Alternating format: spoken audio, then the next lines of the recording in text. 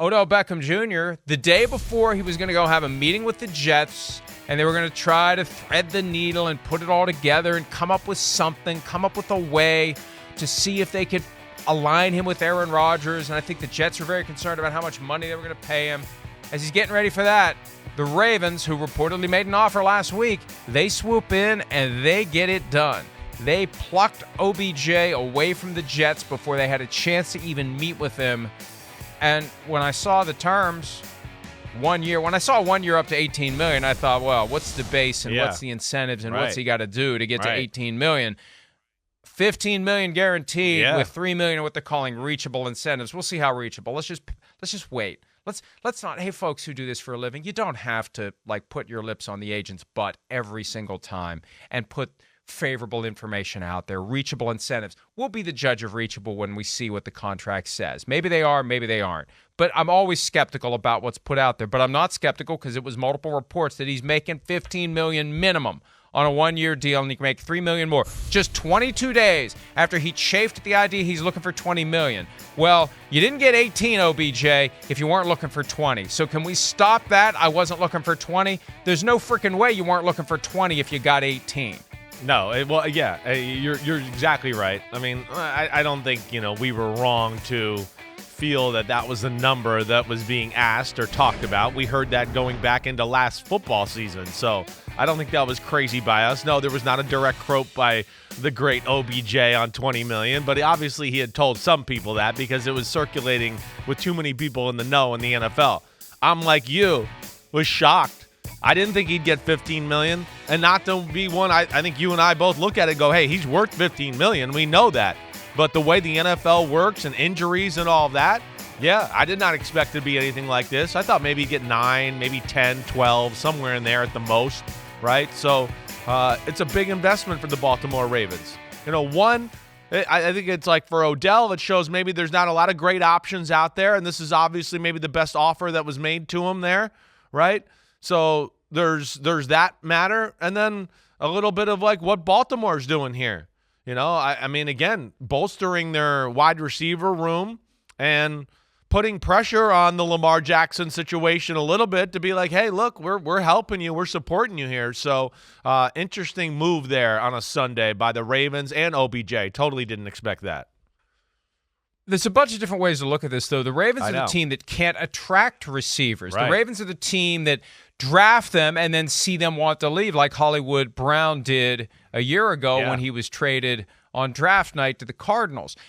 I think that they had to pay a premium to get OBJ. I agree. Because what I was hearing yesterday, one of the things I was going to write last night, the Jets, my understanding, it was going to be a low base with a lot of incentives tied to playing time, production. They were going to give him not much money. They were going to offer him not much money, and I have a feeling he already knew what it was going to be. Yeah, right. You don't cancel the trip to the Jets without first theoretically, hypothetically engaging in the conversation. Right. Hey, Jets, what ballpark are you in? Right. What are we looking at here? Would agree with that, Mike. I think the Ravens had to just blow it out of the water to get OBJ. It had to be so much that there was no way he was going to say no. There was always going to be an ego component to this. And he's getting what he wanted. He's getting something that values him relative to other high-end receivers. The problem is we don't know who the quarterback is going to be. Yeah. He doesn't know the quarterback on the team. He could have gone to the Jets with Aaron Rodgers, and maybe the Chiefs were lurking until the number fell to the right point and they were going to make their move. No one was going to pay him what the Ravens paid him. I think the Ravens paid him. It was a combination of bright, shiny object at a time when it feels like the Ravens are reeling with the Lamar Jackson situation. Right. Getting a receiver to choose to come to Baltimore after years of receivers saying, no, thank you, I can't wait to get out. And maybe a magnet for Lamar Jackson. A combination of a magnet for Lamar Jackson and take a little of the heat off of the team. We can pay someone. We can even overpay someone. We're capable of getting someone to say yes. Even if we have to throw more money on the table than we should, we are capable of getting someone to say yes. That's what I've been saying. That was the common link between Lamar Jackson and OBJ. One of them, both of them, they have to say yes for their careers to continue. It's on them at some point to say yes. And the Ravens made OBJ an offer he couldn't say no to, or an offer he could. Yeah, I'm going to make an offer he can't refuse. That was horrible. But my point is, they put the money on the table for OBJ. Now will they put the money on the table for Lamar Jackson? But this creates the impression that they will. Yeah, well, we'll see. yeah. We'll see. Right. It creates the impression they want them, and they're going, hey, look, like, we're getting some guys here for you. We still think you're the future of our football team. We know they've put money down on the table already that's quite significant. It's not there, But unlike OBJ in that situation, OBJ, yeah, he had a scenario here where, one team got a little desperate in Baltimore and was like, okay, well, we need the position. We need some help. And we'll overpay whatever that premium is. I mean, I think you said it right, Mike. I mean, if the numbers were close between the Jets and the Ravens, and the quarterback's going to be Aaron Rodgers, which we all know, you don't just make a decision this quickly. Obviously, the numbers were not the same, or not even the same ballpark. So because of that, you make this decision, and you go, well, I hope I can, help talk Lamar Jackson into coming to the Ravens and being here. The move itself, I don't want to say this to be disrespectful, Mike, but it has a little bit of like desperation on both sides. That's honestly what went through my head a little there. One guy that's desperate to be paid and feel loved by a team, and a team that's like a little desperate to, like you said, positive news. We need a receiver here. We need somebody that's kind of proven and knows how to play. Those guys don't really want to come here right now, so we got to pay a little more for it. So there's a little bit of a desperation thing. Not to say that is a bad thing, but I do think that's what brought it together. And, you look at Baltimore now and you go OBJ and Nelson Aguilar and Rashad Bateman if he's healthy, with Mark Andrews at tight end. And you just go, damn, that's a pretty good group right there if they can all stay healthy. So there's some positive things there, at least for Lamar to latch on to if he does sign a contract or come back here to Baltimore. I don't think it's disrespectful to call it like it is. Okay. It is a desperate move by the Ravens. It is a desperate move by OBJ. It shows what he was motivated by. What are you motivated by? And it's fine to be motivated by money. I'm thinking back to Tom Watson, $350,000. Hey, this is pretty good. It's a lot of money back in the day. $18 million, up to $18 million, but $15 million in the bag for OBJ is a lot of money considering the risk you're assuming. And we spent plenty of time in recent weeks talking about the teams that could and couldn't afford to take that risk. The Bills, in my opinion, and I think you agreed with me, they couldn't afford to go out and sign OBJ when he's got a torn ACL, same knee twice, and their big move last year, their big splash, Von Miller tears an ACL during the season. If you're Brandon Beane, the GM of the Bills, how do you in good conscience justify spending the money to get OBJ, knowing that you're accepting the risk that he's going to tear that ACL again? And if he does, what are you going to say? I didn't know this could happen. How could you not know it could happen? The Ravens know there's a chance that there's going to be continuing issues with that knee. This is a guy who turns 31 this year. This is a guy whose best days are behind him. I'll be stunned if we see classic OBJ with the or like he was with the Giants, and flashes with the Browns. And look, he was starting to get it back together again with the Rams. He was, yeah. But it took a while. And hey, here's the other side of this too. Remember when it was 4 years ago now, when he gets traded to the Browns, and when the offseason program began, right around now, 4 years ago. It's Baker Mayfield, it's Odell Beckham Jr., it's Jarvis Landry. All three of them, they're like the Beatles. They're there on the front. All they needed was Ringo, the fourth. They needed the PGA Championship or the Australian Open, and they would have had a foursome. They're there together doing the media availability. Cleveland rock stars. Here they are. And then what happened the next day? OBJ's gone. And when did he come back? I think for the mandatory minicamp. And I think that was the beginning of the frustration and the aggravation because Baker Mayfield wanted him to be there. He wanted him to be all in.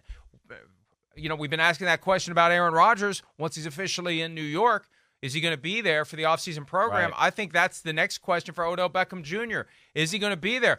I don't see anything in that breakdown about a $500,000 offseason workout bonus or anything like that to attract him to Baltimore for the offseason program. I think if you're the Ravens, you're going into this accepting the fact he ain't going to be there. Yeah, well, I think there's a possibility of that. Hopefully not. Hopefully, at least I would think OTAs at the very least he'll be there for that to get the offense and do all of that. But Yeah, on a daily basis, being there for the training exercises and just the workouts, yeah, we'll see. I don't know how much he'll be there. The one thing we know about OBJ is he will be healthy and ready to go when he works. That's not question, right? But yeah, as you're saying too, what I would think a part of them is wanting OBJ too is, maybe what he could do for Rashad Bateman, help out a young guy, development there. Again, it's a culture thing to a degree. And the Ravens do have a little bit of a special knack with guys like this who are maybe what we look at towards the end of their career, but there's really some more gasoline in the tank and there's a little edge and fire to them. Whether it's Calais Campbell that we just saw, Justin Houston, right? Odell Beckham Jr., they seem to find a way to get a little bit more out of these guys that are kind of coming towards maybe the end of their career or the plateau. And Baltimore, as we know, has an edge about it already. They already have a little bit of the John Harbaugh, it's us against the world type attitude. That's what they do. So this kind of fits within that mantra as well. I do like the marriage there. But, yeah, I don't know how much I like it until I know who the hell's playing quarterback, like you said. That's a huge thing. And we'll see how much OBJ, he'll like $15 million, but he might not like $15 million as much as he doesn't know who the hell's throwing the ball either. So that's where we'll see where this whole thing goes. And that's the thing. You fast forward it to October and November. I mean, the things that happen in March and April have a dotted line to the things that happen once the season gets going. Will he be content if things aren't working? Will Lamar be more inclined or less inclined to show up? What if Lamar isn't there? What if it's Tyler Huntley? What if it's someone else? What if the offense just doesn't work? Is he going to be the OBJ we saw when he was frustrated in New York? And at his core, he just wanted to win. But most receivers believe if I get the ball more, we're more likely to win. Right. If we're not winning as much as we could be or should be, and I'm not getting the ball as much as I want, if you would just get me the ball more, we would win. Right. And you can't prove the other side of it because they're not getting the ball as much as he wants, and it just becomes a major distraction. It becomes a major problem, and managing OBJ is going to be a big part of this. It's one of the reasons why he was available. You got a guy who's going to be 31. You got a guy who wants to be paid for his reputation. You got a guy with an ACL that's been torn twice now, and you got a guy with a big personality. And do you really want to manage all those things? And I think there were plenty of teams that just didn't want to mess with it. And the Ravens, look, I think he benefits from, I don't want to say it's the core reason, but I really do at some level think the Ravens felt like they were compelled to show the world that this Lamar Jackson impasse isn't their fault. It goes back to Wednesday when they had Chad Steele run interference, when they got asked the question at the pre-draft press conference about Lamar Jackson, and they couldn't just answer it themselves. They had to have the PR guy say, we're not here today to answer questions about Lamar Jackson. And you saw John Harbaugh sitting there looking all nervous like it was a hostage video. It's like they're really starting to get rattled by this. And when you get rattled, what do? You do something to make you feel unrattled. I think paying OBJ what they paid him was their way of coming off as not being rattled by the Lamar Jackson situation. We're capable of controlling something. We're capable of getting a recalcitrant superstar to say yes to us. We got OBJ to say yes to us when he won't say yes to anybody else. Now we can get Lamar Jackson to say yes to us, and if he doesn't, it's his fault, not ours. Well, yeah, I don't disagree with what you're saying there. Yeah, it's a good piece of press or coverage, right? That gets everybody away from the Lamar thing maybe a little bit, to your point. And then it's, the double whammy of that is it just puts more pressure on Lamar anyways. The public, we can all sit here and go, look what they're doing. They're trying to make this better. They still want Lamar. They want it to work. So it puts pressure. It's a double whammy that way. How much pressure does it put on him, though, Mike? That's, what's Lamar feeling like? Of course, if he's happy, if you're going to be the quarterback of the Baltimore Ravens, but is this change things to the point where he's like, well, gosh, man, they signed OBJ, so I won't ask for $200 million guaranteed anymore. I'll come down to 180. Right? I don't know. Does it change anything other than just puts the public pressure on him more? I feel like that's really what it is more than anything. Like you said, it's like it changes the narrative a little bit and puts pressure on Lamar more than anything. I feel like those are the two things they accomplished here. Hi, it's Mike Florio. Thanks for watching PFT on YouTube. Hit subscribe for the latest news and analysis from Pro Football Talk.